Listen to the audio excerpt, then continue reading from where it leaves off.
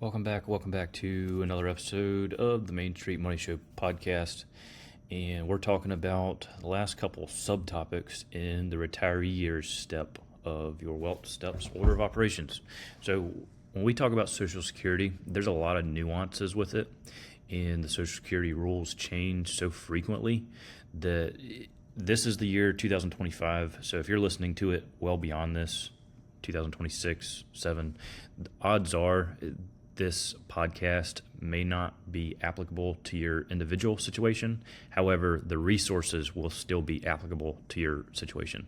So when you're coming up on retirement, you're thinking about leaving the workforce.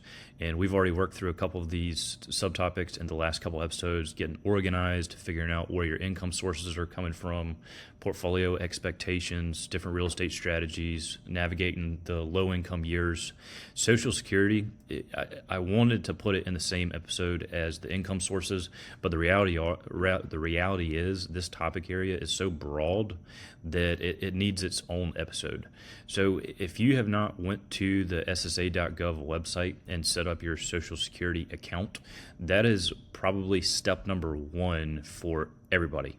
And that is going to allow you to see what your earnings history is, and you can figure out what your estimated amounts will be, let's just say at age 62, and then at full retirement age, let's just say 66 and a half, 67, somewhere along there, and then the last one at age 70. So you can definitely take your money out at 62 and tap out, and for some folks that is the best decision. But when you think about Social Security and the timing of it, you need to figure out, okay, what are your other income sources? Is the Social Security, if I take it at 62, am I going to be taxed more heavy on that income if I continue to work? And then as you age into the full retirement age, you're not going to be taxed as much, most likely, and that's assuming that you're not working. However, the Social Security timing and enrollment also flows together with tax planning. And so if you can get an idea of what your tax rates are going to be, are you going to work part-time in retirement? Are you going to work full-time in retirement? And you really need to be able to answer that question, because if you can answer that question, then we can figure out, okay, well, why would we want to go ahead and take out Social Security and enroll it now whenever the majority of that income is going to be taxed? So we have to figure out what the right situation is for you. It's a combination of the timing and then figuring out when you're going to exit the workforce, as long as, do you take it early? Let's just say 62. Do you want to take it at the middle ground, full retirement age, like 66, 67, or do you want to take it at age 70 and get the max? So there is another variable to the timing and the enrollment of the whole Social Security conversation, and that is, what is your expected rate of return for your other investments? Do you think that you can make 8% per year for the next couple of years in certain market accounts or some other type of portfolio that you have access to?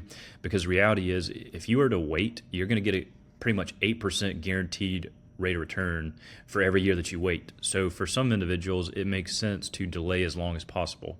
The other variable that you have to consider is, maybe you were a stay-at-home homemaker and you never worked for 30 years. You have to figure out, do you have access to Social Security through a prior marriage partner or through a deceased spouse? There's different options that, just because you didn't work doesn't mean that you're not entitled to some type of Social Security benefits.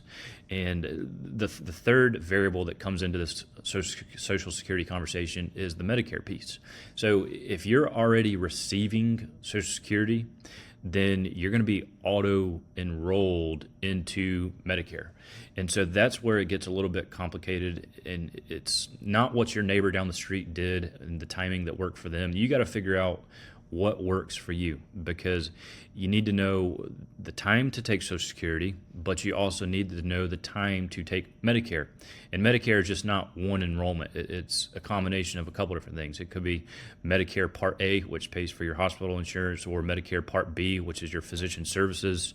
And then you have to figure out, do I need Part C, which is your Medicare Advantage plans? And then do you need Part D, which is going to be your prescription drug plan or other credible coverage? So it's hard to take these podcast episodes in depth to the level that it needs to be explained.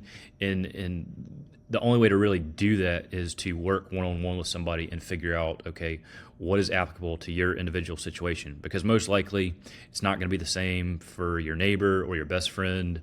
And I know that that is the common source of information, is getting, your financial education or your financial referrals for professionals that you're working with is via your friends. But that's also the biggest area that could be a potential catastrophic decision if you take the advice of your friends whenever their situation, their financial situation, their income sources, their Social Security timing, their Medicare decisions is completely different than what it is for you. So that's some of the things that you have to explore is Social Security.